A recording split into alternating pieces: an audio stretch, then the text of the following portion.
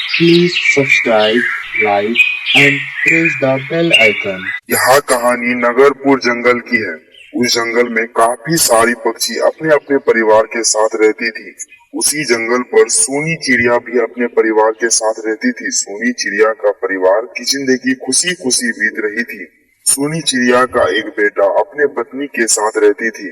सोनी चिड़िया के बेटा का नाम मंटू और मंटू के पत्नी का नाम मोनी चिड़िया थी। मोनी चिड़िया कभी भी किसी के साथ बात नहीं करती थी।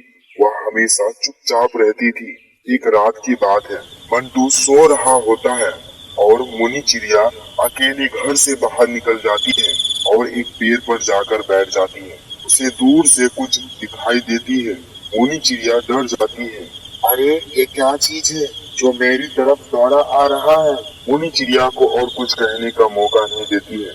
इतना कहते ही अचानक मोनी चिड़िया पर हमला कर देती है और वह अजीब अजीब तरह की आवाजें निकाल रही होती है। उधर मोनी चिड़िया की बहुत देर से नहीं लौटने की वजह से मंटू को मोनी चिड़िया की चिंता सताने लगती है। अरे मोनी चिड़िया कहाँ चली गई? इतना देर से नहीं लौट रही है।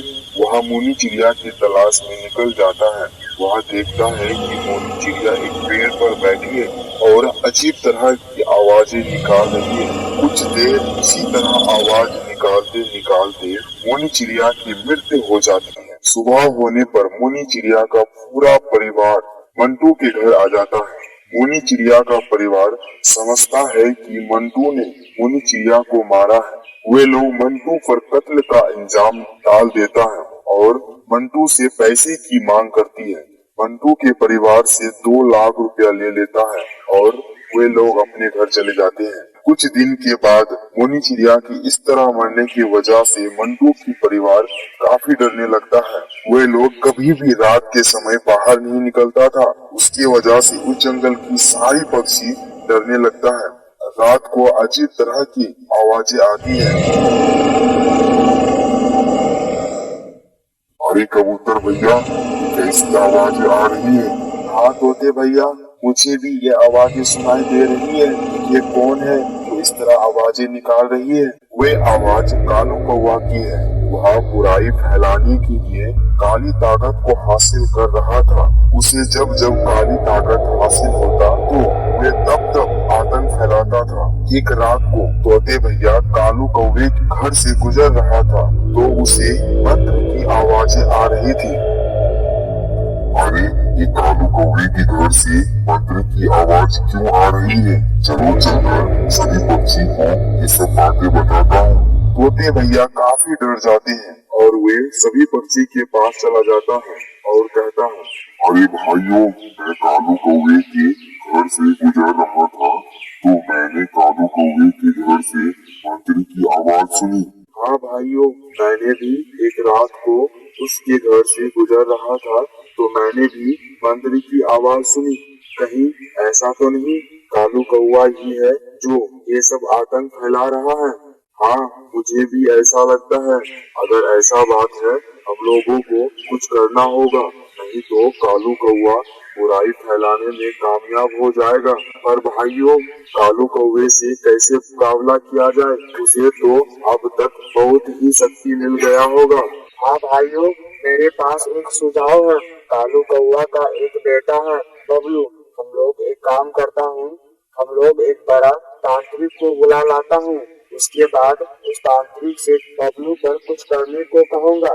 जब कालू कौवा बबलू को ठीक नहीं कर पाएगा तब उनसे कहूँगा कि हम लोग बबलू को ठीक कर सकता हूँ और उसी तांत्रिक से बबलू को ठीक करने को कहूँगा। तुम ठीक कह रहे हो कबूतर भैया, हम लोगों को ऐसा ही करना होगा। हेलो बच्चे, क्या आपने चैनल को सब्सक्राइब कर दिए हैं? यदि सब्सक्राइब कर दिए हैं तो बेल आइकन की घंटी को भी प्रेस कर दीजिए ताकि कोई भी वीडियो अपलोड करने पर उसका नोटिफिकेशन सबसे पहले आपको मिले। Thank you. उसके बाद सारी पक्षी एक तांत्रिक को बुला लाता है और तांत्रिक को सारी बातें बताता है। उसके बाद तांत्रिक कालू कौवे के बेटे पर घातक हमला कर देता है। बबलू बीमार पड़ जाता है। कालू कौवा उसे ठीक नहीं कर पाता है। कालू कौवा बहुत रोने लगता है। उसके बाद सारी पक्षी कालू कौवे के पास पहुंच जाता है और कहता है, अरे कालू भैया, तुम्हारे बेटे को क्या हुआ? पता नहीं 3 दिन से बीमार पड़ा है, नहीं कुछ खाता है और नहीं कुछ पीता है। उसे कैसे ठीक करूं पता नहीं। अरे कौवे, तुमने ही ये सब आतंक फैला रखा है। हम लोग को सारी बात पता चल गई है और तुमने मेरे बहू को भी मार डाला है। इसकी सजा तुम्हारे बेटे को मिल रहा है। इसका बेटा को तरफने दो। नहीं, मुझे माफ कर दो, मैं अगली बार से ऐसा नहीं करूंगा, वे सब छोड़ दूंगा। कालू कौवे को गलती का एहसास हो जाता है और तांत्रिक से कहता है बबलू को ठीक कर दो। तांत्रिक बबलू को ठीक कर देता है, बबलू ठीक हो जाता है और कालू कौवा काली ताकत हासिल करना छोड़ देता है। सभी पक्षी खुशी खुशी अपना जिंदगी बिताने लगता है।